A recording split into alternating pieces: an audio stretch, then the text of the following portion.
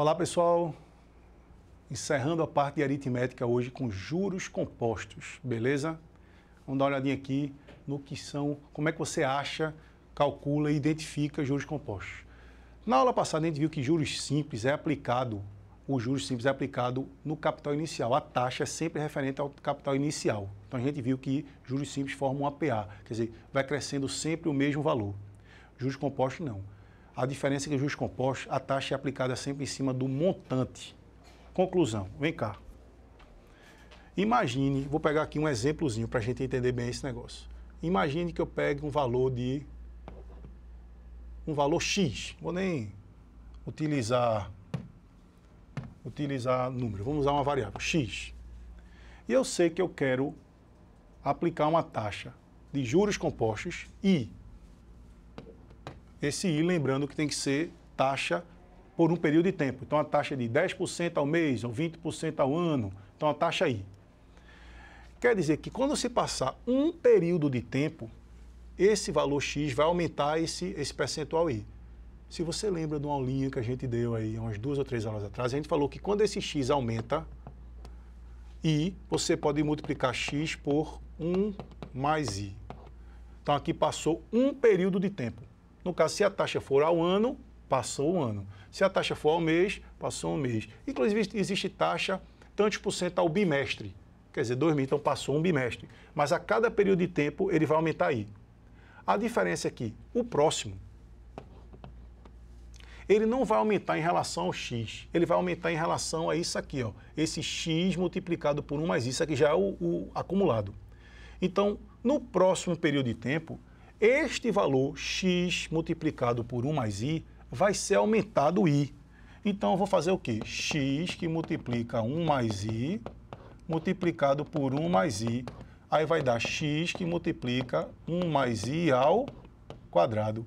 Quer dizer, quando passou um período de tempo da taxa, aumenta, multiplica por 1 mais I.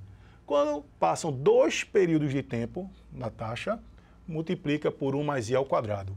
Então, quem seria o próximo, depois de outro período de tempo? Seria x multiplicado por 1 mais I ao cubo. E isso não é o juros, isso aqui é o valor acumulado em 3 períodos de tempo. Conclusão, o valor acumulado é chamado de montante.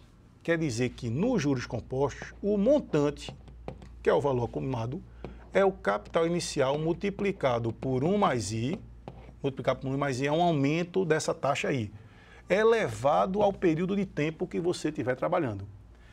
Lembrando que é fundamental e muito importante que este tempo esteja na mesma unidade que a taxa. Se a taxa é percentual ao mês, eu tenho que usar o tempo em mês. Se a taxa é um percentual ao ano, eu tenho que usar o tempo em ano. E aí vale um comentário. Em juros compostos, não mexa na taxa. Não sei se vocês lembram que no último probleminha da última aula, a gente tinha feito um probleminha que a taxa de juros simples era 5% ao mês. Só que 5% ao mês em 12 meses dá 60% ao ano. Isso só pode ser feito em juros simples. Juros compostos não.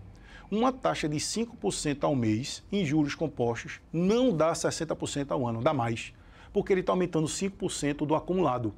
Então, quando você fizer 12 aumentos de 5% acumulados, dá mais de 60%. Então, não mexa na taxa em juros simples, juros compostos. Você vai mexer sempre no tempo, ok? Mas, se você quiser calcular o valor desses juros, o que é que eu vou usar? Os juros é o montante que você calcula por essa formulazinha, menos o capital inicial. Aí você tem a fórmula dos juros. Então, veja só, comentário meu aqui, que eu acho interessante. Quando você está trabalhando com juros compostos, normalmente você não acha os juros compostos, você acha o valor do montante aplicado nesses juros compostos. Porque você usa a fórmula do montante, C que multiplica 1 mais I elevado a T. Depois que você achou o montante, você tira o capital para descobrir o valor dos juros. Beleza ou não? Juros simples não, você acha o valor dos juros, C e T, e se quiser um montante, você pega esse juro mais o capital para dar um montante. Juros compostos não, você calcula o valor do montante. Tranquilo? Então, na verdade, é a fórmula do montante quando um valor é aplicado a juros compostos. Ok? Vamos lá. Baseado nisso, podemos fazer o primeiro exercíciozinho aqui, um exercíciozinho sobre juros compostos, ok? Veja bem, esse exercício diz o seguinte: um capital de R$8.000 é aplicado a uma taxa de 3% ao mês em um regime de juros compostos. Olha, 3% ao mês, aumenta 3%, depois aumenta 3% do acumulado, aumenta 3%, não é 3% a juros simples, porque se fosse 3% a juros simples, eu calcularia 3% de 8.000 e sempre esse valor seria o valor que ia aumentando a cada mês, porque é 3% ao mês, não é isso? Mas é juros compostos, então tem que ter cuidado. Determine os juros dessa aplicação ao final de 2 anos e 8 meses, sabendo que, aí ele dá um dadozinho para a gente aplicar na questão. 1,03 elevado a 16 é 1,6. Podemos? Vem cá. Como o cara falou, está escrito aqui que é em regime de juros compostos, eu sei que o montante é o capital que multiplica 1 mais I elevado a T. Eu sei que o capital é de 8.000. Então, qual vai ser o montante? Ele quer determine os juros, mas em juros compostos a gente não acha logo o juros, a gente acha o montante. O montante é o capital, que é 8.000, multiplicado por 1 mais a taxa. Quem é a taxa? 3%, mas é 3% ao mês, então eu tenho que usar o tempo em mês. Qual é o problema? O tempo, ele está dizendo que são, no caso, 2 anos e 8 meses. Aí você tem que transformar tudo para mês. Então, 2 anos e 8 meses. 2 anos são 24 meses, mais 8, 32 meses. Então, eu tenho que usar um tempo de 32 meses. Isso porque eu estou usando a taxa ao mês. Então, tem que usar o tempo em mês. No caso, são 32 meses. Se fosse 3% ao ano, eu transformaria tudo para ano. Como? Eu dividiria 8 por 12. Aí seria 2 anos mais 8 sobre 12. Aí eu posso usar fração, decimal. Então, normalmente, é melhor jogar para a unidade menor. Mas, nesse caso, eu sou obrigado porque a taxa está ao mês. Se a taxa tivesse em ano, eu era obrigado a usar o tempo em ano. Vamos lá. Então, esse montante vai ser 8.000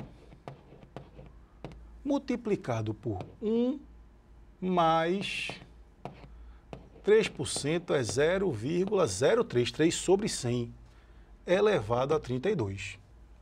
Então, esse montante vai ser igual a 8.000 multiplicado por 1,03, né, a soma de 1 mais 0,03, elevado a 32.